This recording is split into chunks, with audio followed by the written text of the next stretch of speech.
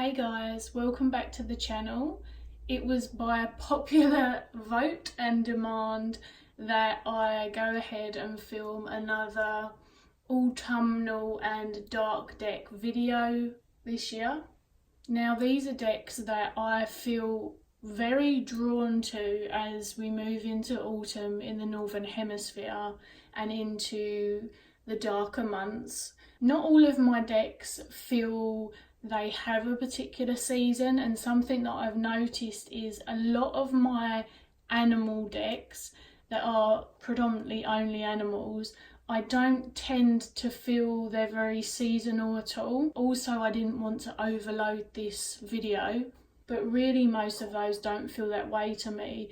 I also don't just use decks that feel seasonal to me in their seasonal months, but I do notice that I am more regularly drawn to decks that feel in line with the season and my current experience. So this video isn't decks that I only use in the fall, and it's not the only ones that I'm going to use either, but it's quite a fun thing to do. I enjoy assigning seasons or elements to my decks just as part of my personal practice. That's something that I've always found fun. And I enjoy watching these videos, as well as all the other wonderful discussions we have in the tarot community. These ones are just that little side fun on top of some of the other stuff. Now, of course, this is a very personal experience. You may not feel that these remind you of autumn or fall, whatever you want to call it. They might not lead you to think of the darker months. Some of them are very directly themed to be quite dark, and that can be twofold. It can be dark in that kind of more creepy, obscure way that I enjoy. They could be more Halloween linked, which obviously Halloween is in October. Some of them visually just have those colours and seem to lend themselves that way.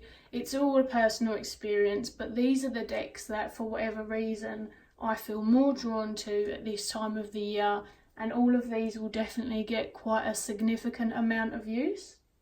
You are going to see some repeats from last year as well, but I do have some new ones, and I've also parted with some that I had shown last year as well, so it changes it up a little bit for you guys. I'm not going to stop on a deck for too long because you'll have seen them. If you want a review of them and I haven't, then please do ask. But otherwise, I hope that you enjoy this for the fun that's intended. And if you're looking for a deck to kind of pull in one or both of those type of energies, then hopefully this could be useful as well. Let's start with tarot, and this is the ever-loved Wildwood Tarot, which I'll confess, it's a little bit cheeky for me to have this one in here because this is totally an all-year deck, and part of the premise of this deck is that it does reflect the wheel of the year. So the seasons are very obvious throughout, but if I had to pick a season for this deck, then it would definitely be autumn meets kind of winter. And I think that that's more to do with the way that I feel in those months, some of the harvesting sort of introspective layers that I go through during this time of the month. And also one of the things that I really enjoy in autumn still is I go out a lot and I go to the woods and forests and local pond.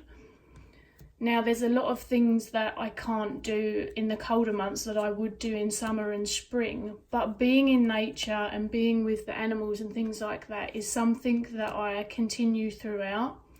I love watching all of the seasonal changes, and so I guess this deck sort of reflects my experience of autumn still, if that makes sense. It is a very personal one, and as I say, it does get used the rest of the year. There's just something about this that, as I say, if I really had to pick, then it does kind of feel autumnal to me still, and it was in last year's one, but it is a bit of a cheeky starter. Next is the Wooden Tarot, and I always ponder why I feel like this is very autumnal, and again, this is one that I've worked with a lot this year already, but it still feels very autumnal to me. And I don't know whether it's the colours or whether it's something to do with the fact that it's not completely sparse, this deck, but it gives me the feeling of things slowly dying away so that we can focus on the very core, the very foundation, what's left and what's harvested.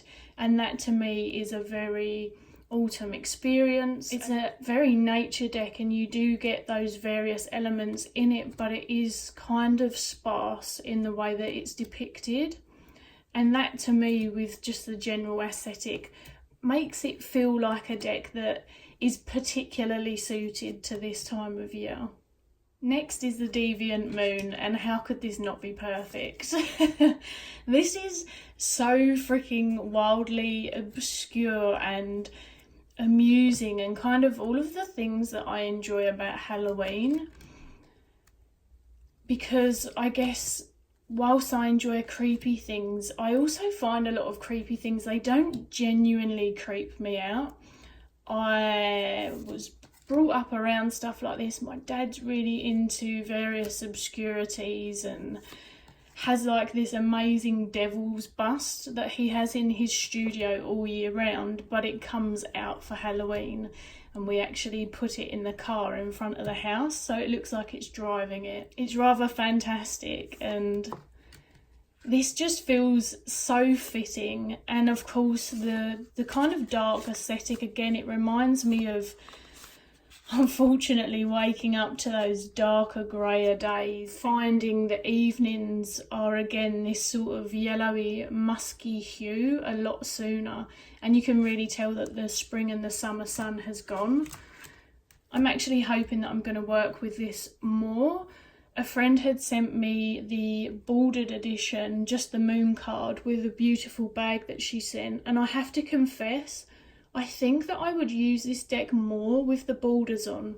So I'm kind of toying with seeing if someone wants to do a trade in the UK for the bordered edition, but I'll use it because it is totally suited to this time of year, and I'll see how I get on. And if I'm still feeling that way, bordered edition, here I come.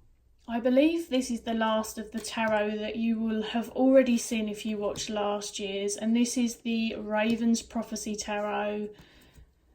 It's totally not meant to be a Halloweeny autumnal deck, I'm sure, but I can't help but enjoy the cliche orange and black. A lot of people actually get rid of the orange borders, but I really like them. It brings out the fire that's in this deck as well, and there's a lot of red hues, and there's a lot of play between darkness and light, which again is something that I enjoy for autumn. It is a very introspective deck because again there's that, and when I say sparse, it's not meant to be in a negative capacity because I actually really enjoy it. I'm finding that not all of the decks I use, but a lot of them are simpler in the amount of symbols or imagery that we're looking at. However, I get some really deep explorations through the space that allows me, rather than sort of being overwhelmed by a lot going on. This is like autumn touching winter for me. Oh, if this could depict how I feel moving from autumn to winter and my internal experience, not necessarily the Nine of Swords, but just the picture. So this is fun because it goes with some of my Halloweeny decks, but it also does feel very fall-like for me, and it has come out every single year since I've had it, in these seasons particularly. I may have told a wee fib. I'm pretty sure that I chose Tarot of the Hidden Realms last year as well. There's something about the Fae energy that feels very timely for me. I feel more connected to the Fae, strangely, in the latter part of the year than I do in the beginning. And again, as I say, I'm sure that that's a really personal experience. This is another deck that is very much drawing you into one or several elements as opposed to, I guess, a whole story. I don't really know how to explain it articulately because obviously each card is telling a story, but there's something different about it. There's something incredibly intimate about some of these decks, and this one in particular. It's a really beautiful expression of emotion as opposed to more lifeless individuals. And there's something about the way that a lot of them look into my eyes as well that helps me to kind of connect and reflect and engage into some of the emotions that are evoked when going through this deck. And so that mixed with the Fae energy and the Fae decks that I tend to use with this is sumptuous for this time of the year.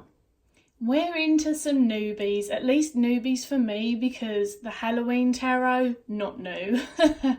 I kept saying I was going to get this and it kept not happening, and then my beautiful friend gifted this to me recently and it was such a surprise. I was really happy. It's kind of cheesy, but I love that. And I've got the little white book with it, so not the large one, but the little white book still gives you a really nice write-up from the creator of, I guess, their reasoning behind the aesthetic of this deck. And their connection to Halloween feels very reminiscent of mine, and that kind of years ago when people used to enjoy the really cheesy costumes and the cheesy garish colours and kind of sit down and watch Addams Family and all of those fantastic things that remind me of Halloween. I guess before it became so adult. And I know that that's a weird thing to say, but what I mean by that is in some ways some Halloween stuff has been really kind of sexualized as the years have gone on, and I've no problem with that, but that's not what Halloween looks like to me, I guess. There's something that I kind of enjoy, the cheesiness of it all, and this little black cat is in every single card. So this little 𝗕𝗄𝗍, because that's what I've called them, of course, takes you through the deck, and they have responses in the cards. These are not good examples, but here we go. Their hair's kind of ruffled and they look angrier in this picture. This is really sweet. So I haven't used it very much at all for a couple of days, but I'm really excited to use this. I will definitely use it in some client readings if anyone buys one of the Halloween-y themed ones that I've got, because it's really fun, but as you can see, very Rider-Waite-Smith, very easy to connect to, but the change in the symbols and the renames feel like they add something a little extra to the system for me. The last of the tarot decks, oh my gosh, this is coveted. I am so glad to have a copy of this. This is the Vampire Tarot by Robert M. Place. It is out of print, I'm afraid. Now, Bram Stoker's Dracula is one of my favourite movies. I freaking adore it. It's all my dad's fault.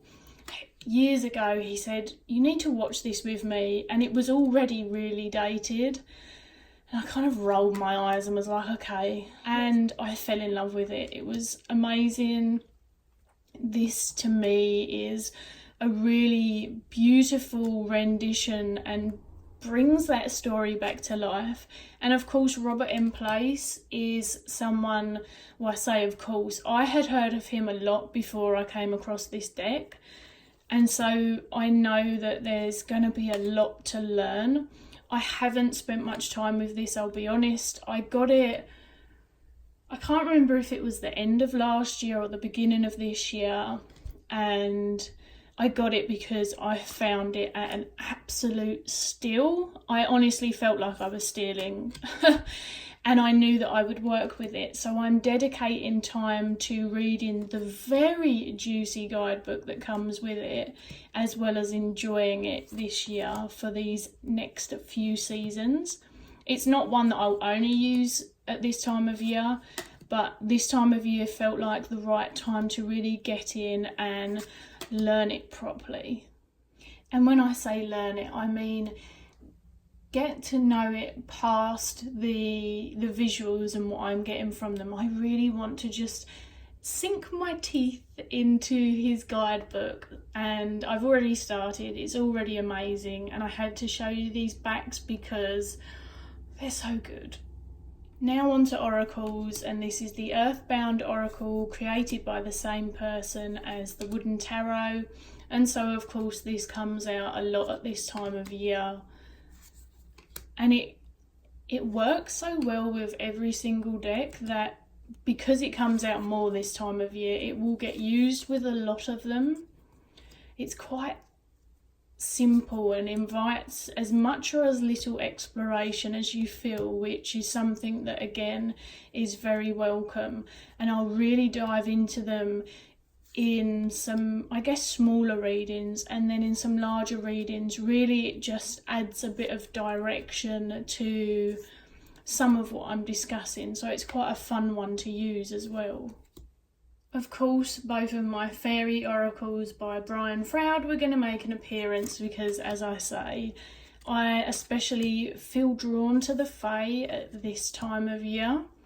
I enjoy working with them anyway, but there's something that just sort of starts to hit in September that draws me into these oracle decks more regularly, and this one's simply called the Fairies Oracle.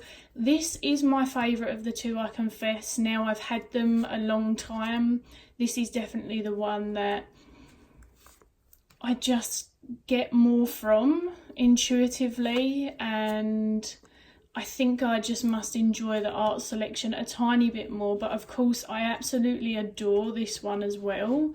This one's actually out of print, unfortunately, folks, and this one's called Heart of Fairy. But there are some of these kind of troll-like beings which I do really adore. This is actually one of my favourites in this deck, and it still has that energy for me, but it's just not my favourite of the two. But I would say that if I was going to do a really quick Fae reading, then I might be more inclined to this one. And don't ask me why, it's just a weird thing that I've noticed over time. But these are great decks for fall for me, and yeah, they will see a lot of use. The next few decks are super reflective, sorry guys, the lighting's pants as I said. This is the Epic Halloween Oracle, so of course this bad witch is coming out at this time of the year. This is actually one I use all year through. This sees a lot more client readings at this time of year as well, and I do get really creative at this time of year if people order the Halloween themed readings, or they ask for their reading to be Halloween themed, even if it's the spread's not reflective of that. I do go all out, and this deck does look great for that, you know, with my mini munchkins, you know, the tiny little pumpkins, and fake spider webs and mini spiders and all sorts, and some fun photo editing. But more than that, obviously this just brings in the Halloween season in such a beautiful way, but it's got a lot of depth. It's not just pictures thrown on something, which actually, to be honest, because the skull was used quite a few times, I did wonder when I first got this, but it reads magnificently and can really take you into some seasonal stuff as well as some deep dives. Next is my Oracle of the Shapeshifters, and I promise I didn't do this on purpose.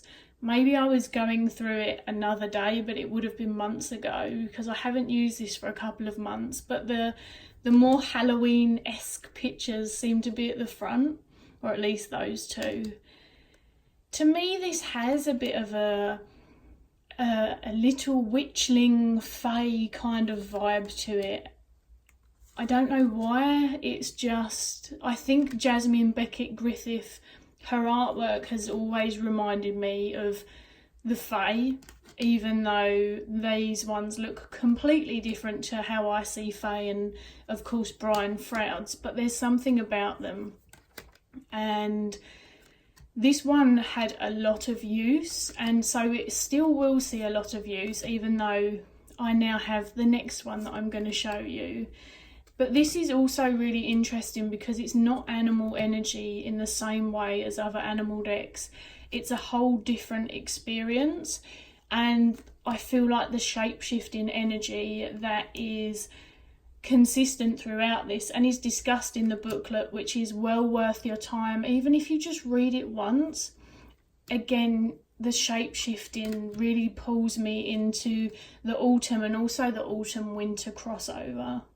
I am, however, excited to say that I have the 𝗺vampire Oracle now by the same two creators, so Jasmine Beckett Griffith and the amazing 𝗪𝗫 Cavendish, whom I love her books. She is a fabulous writer.